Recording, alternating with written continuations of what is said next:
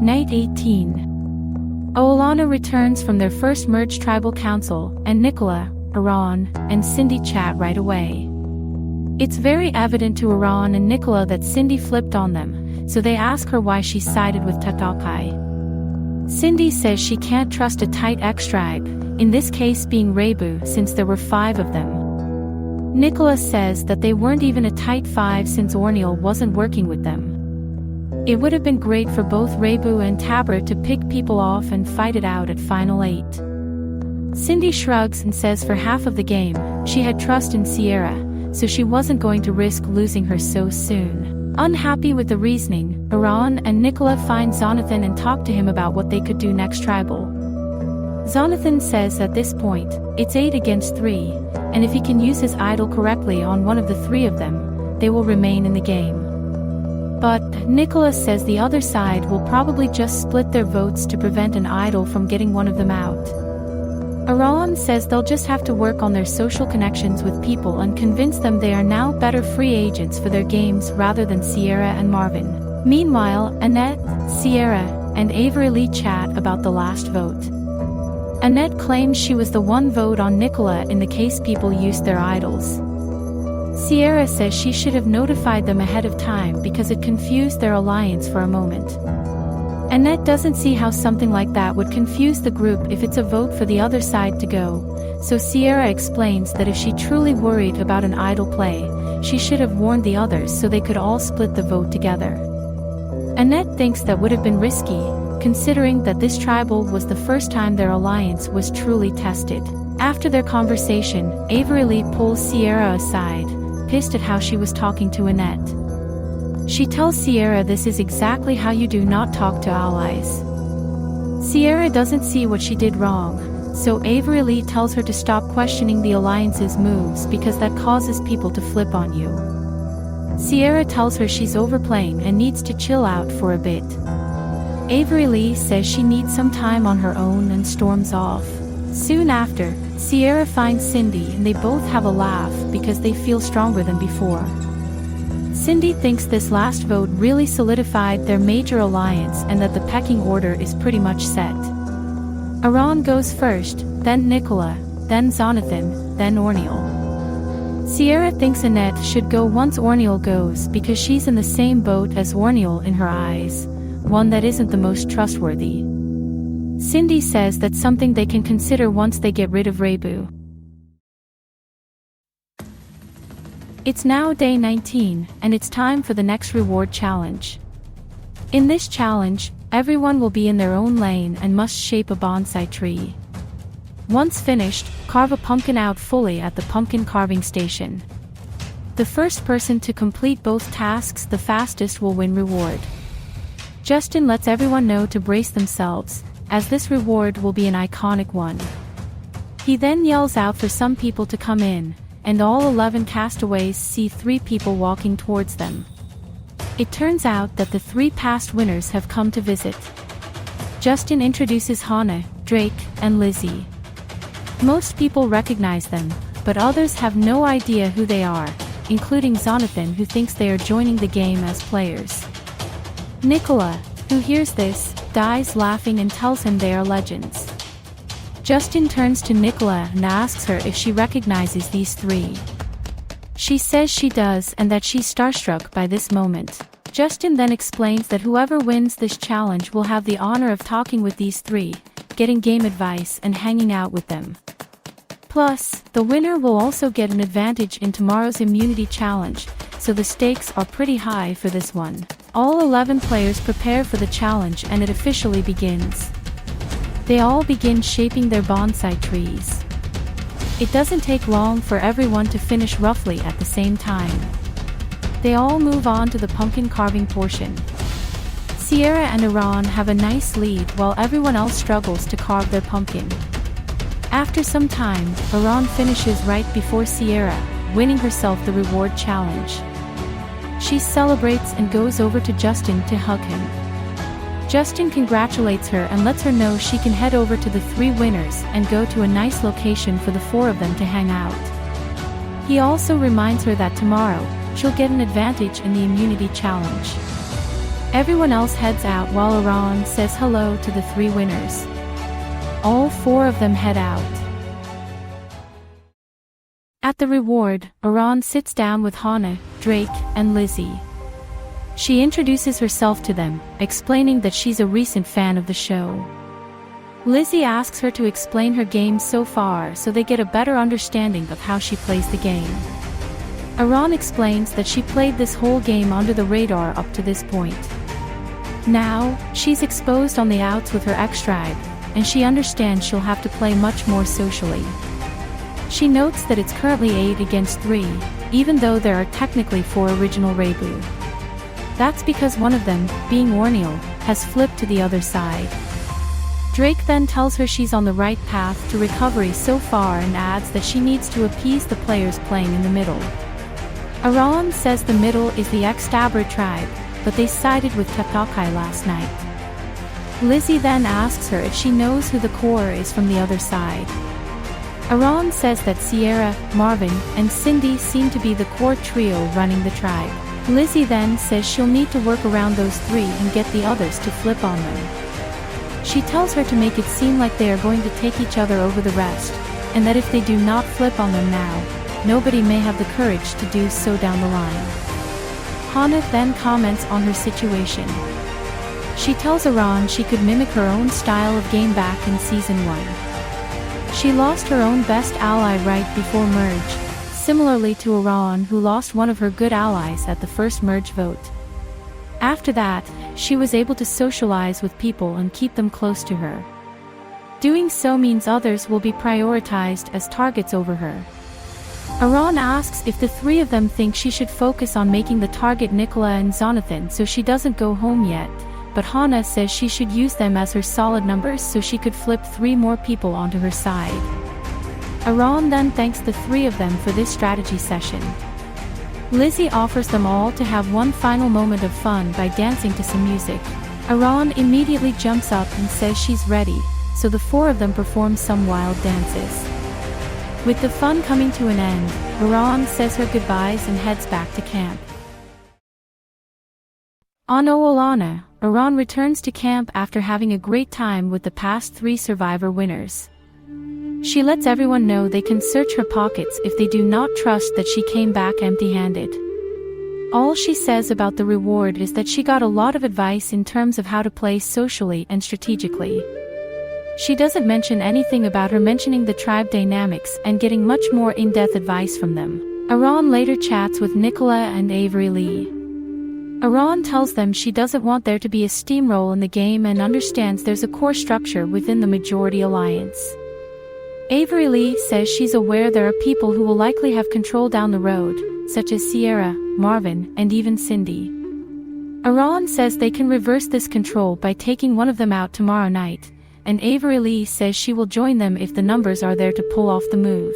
Orneal then joins the 3 of them, so Nicola instantly splits off to avoid any suspicion. Iran tells Orneal the same pitch she had for Avery Lee, essentially telling him that Sierra, Marvin, and Cindy are a power trio that will continue to run this game if people let them take Rebu out. Orneal is aware that those 3 are anti-Rebu and wouldn't be surprised if they eventually target him soon after. Iran says it will happen, so he needs to change the game now so he has a shot at winning this game.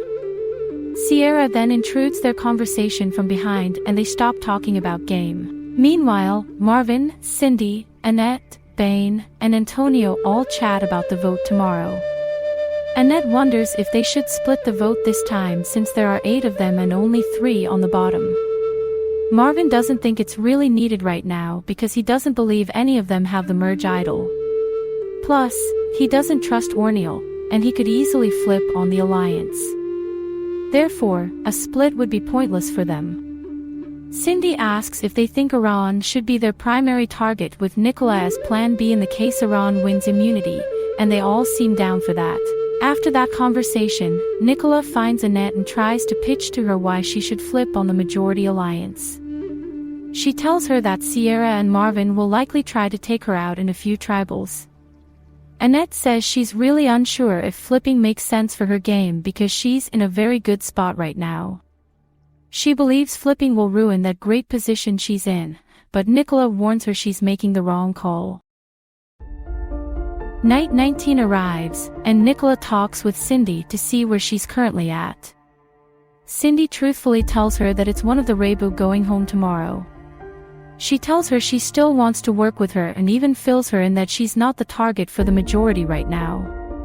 Nicola says she's still very nervous and claims she will not flip on Reibu since jury has started now. Flipping on them will make her a snake and will lose all respect for her. Iran continues to put in work to get the majority alliance to flip on each other, so she works on Antonio while Avery Lee and Jonathan are also present. She asks Antonio who he feels is in charge of the majority right now, and Antonio flat out says Sierra thinks she's running things because she's always the one calling out names. Iran says that at this point, people will need to have a voice if they plan to win a jury vote, and that can start now with tomorrow's vote. She says only 6 people make up the majority, and if Reibu plus him and Avery Lee can all vote together, that's enough. Antonio finds this plan very wonky and tells her if he made this move, he would be breaking all connections with the other side. Iran even tells him that he can fill in Bane to make that 7, so Antonio says he's going to think about it. He claims Bane is very loyal to Cindy, and if Cindy is loyal to Sierra and Marvin, there's no breaking that. Avery Lee says her main concern about this move is that Orneal might be lying to them. Iran tells them they have to make this move, and claims they can hide behind Orneal and Annette if the flip does not work. They can easily blame the 2 votes on them. Antonio and Avery Lee both thank her for the chat and say they will think about it tomorrow. The sun rises, meaning it's day 20 in the game. It's time for the next immunity challenge. Orneal hands Justin back the necklace, and Justin begins explaining this challenge. In this, everyone will be split into pairs where they must go against their partner in a game of chess. The winners will then move on to round 2 with the same concept. Then, the 3 winners of round 2 will move on to round 3, which is a game of Scrabble. The person who wins round 3 will win immunity, safe from the vote. The others will have a chance of being the 11th person voted out of Survivor Japan and become the first member of the jury. Justin then lets everyone know that Iran's advantage from her reward win is that she will automatically skip to round 2. The pairs are determined, and in round 1, we have Annette against Nicola, Jonathan against Cindy, Avery Lee against Sierra, Marvin against Orneal, and Bane against Antonio. They all play their games of chess, and it ends with 5 people winning. The people moving on are Nicola, Jonathan, Sierra, Orneal, and Bane, along with Iran from her advantage. In round 2, the pairs are as such. Orneal is up against Nicola, Jonathan is up against Sierra, and Bane is against Iran. After their matches finish, Nicola, Sierra, and Bane all win and advance to the Scrabble round. The 3 of them begin round 3, and for the most part, they are neck and neck points wise. However, once the game finishes, Nicola has the best score, meaning Nicola has won individual immunity, safe from the vote tonight. Everyone claps for Nicola, and Justin puts the necklace on her. Justin lets everyone know they can head back to camp and that he'll see them tonight. Oolana returns to camp after the immunity challenge, and Iran and Jonathan celebrate Nicola's win with her. Jonathan says this is huge for them because he still has his idol, meaning he can play it for him or Iran tonight. Nicola says they might also be able to flip the vote tonight, but Iran says she doesn't want to count on that. Jonathan asks them if either of them knows who their target is, and Nicola says it's very clearly Iran unless they have been lying to her. She admits that Cindy has been trying to manipulate her into trusting her after taking out Iran, but she's not buying into it. Iran laughs and says this is perfect because Jonathan can help idle one of the majority people out. Nicola says they really should consider either voting out Sierra, Marvin, or Cindy. She personally prefers for Sierra to go since they tried to get her out last tribal, and it means they technically make fewer enemies. Iran is more fearful of Cindy, and thinks she's the better target for them right now. Sierra later chats with Avery Lee and lets her know the 8 are still solid tonight and are voting for Iran. Avery Lee confirms she's voting for her tonight and then tells Sierra she's mainly worried that Orneal and Annette might try to flip because they have had quite a few conversations with Rebu. Sierra says she felt the same weird vibes as well but claims they still have 6 solid votes if the two of them, Marvin, Cindy, Bane, and Antonio stick together tonight. Cindy and Antonio later chat about future plans. Antonio asks her how she believes the two of them can make it to the end together and what future votes should look like. Cindy tells him not to tell anyone her thoughts, but she thinks that after Iran and Jonathan go, they should take Nicola in as a number for them, Bane, and Annette, and then flip on the 3 Tatakai. Antonio asks if she thinks Avery Lee would work well with them, but Cindy shakes her head and says Avery Lee is more loyal to Sierra than he may think. Antonio nods and takes a moment to think about that comment. Before the night approaches, Annette finds Jonathan, Iran, and Nicola. Though she tries to avoid them, Nicola signals to her to join them. She eventually joins them and asks if this is regarding the vote. Nicola says it is, so Annette immediately says she cannot do this flip because it's not right for her game right now. She apologizes to them and says they should avoid her for the rest of the night. Annette leaves the 3 of them shocked by her decision to leave. It's night 20 now, meaning it's time for tribal council. Everyone is seated and Justin first turns to Nicola and asks her if her immunity win was very important for her alliance tonight. Nicola says it is because it lessens the majority's options at the moment from 3 to only 2. She even decides to bring in the idea that one of them could have an idol tonight, so she lets the majority know they should watch out. Cindy and Sierra grin, so Justin asks Sierra if she believes that threat is true. Sierra silently shakes her head. Marvin then speaks up and says it's a bluff since if they really had an idol, they would have used it last round since nobody was going to side with them. Justin then asks Iran what sort of advice she got out of the reward, considering she's perceived to be on the outs of the tribe. Iran then says she learned that you can't win this game if you do not adapt well into new situations. With the merge being a new part of the game, there will be people locked in for the end game unless the outsiders band together and take them out. She points out there is a particular trio in this game right now that is running the show, and if one of them does not go tonight, there may not be a chance to get them out later. Sierra rolls her eyes and says she can say the same about her trio with Nicola and Jonathan. Iran doesn't consider that the same though because they do not have solid allies outside of their trio, while this power trio she is referring to does have some solid followers. Annette breathes out and tells Iran not to call her a follower again. She says it really upsets her and is something very disrespectful to say over and over again. She says it goes against the integrity of the game. Iran shrugs and says she won't comment any further in that case. With the discussion all done, the tribe prepares to vote. Let's see how tribal turns out now.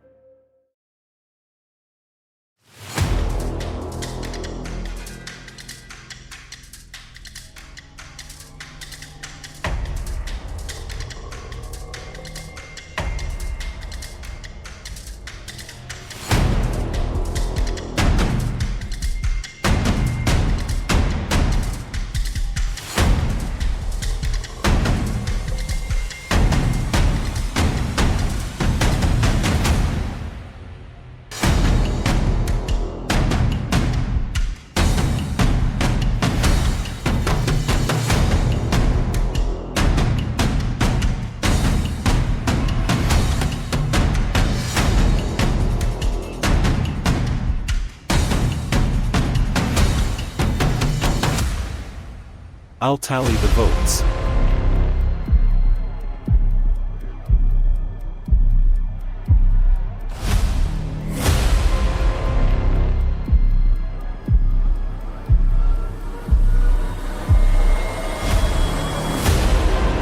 If anyone has a hidden immunity idol and they want to play it, now would be the time to do so.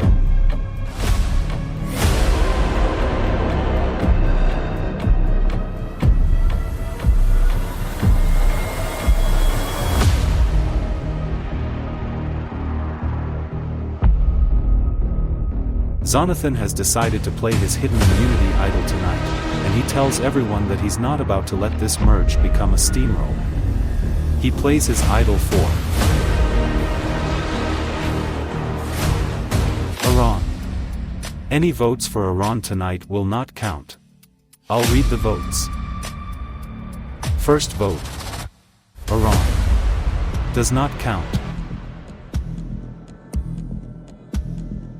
Iran does not count.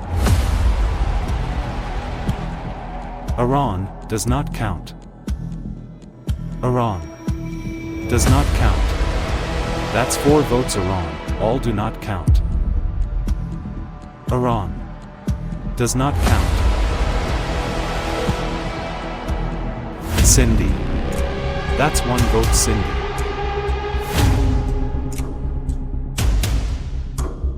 Cindy. That's 2 votes. Cindy. Cindy. 3 votes. Cindy. 3 votes left. 11th person voted out of Survivor Japan and the first member of our jury. Cindy. Cindy looks around. Nanette starts to tear up, extremely confused with what just went down. Nicola and Iran smile as Cindy gets up to grab her torch, and Marvin shows Cindy a heart with his hands as she walks by him. Avery looks up at Cindy with a frown as she places her torch down next to Justin and watches it get snuffed. She says goodbye to everyone and heads out. Sierra looks at Antonio and asks what just happened, but he shrugs and shakes his head. Justin then lets the tribe know they can head back to camp now. They all start walking back, and Sierra whispers to Marvin that they were just played hard by their own allies. Next time on Survivor Japan, with the merge idol rehidden, some people attempt to search for it. As Sierra and Marvin identify their own alliance flipped on them, they try to figure out who exactly flipped and why.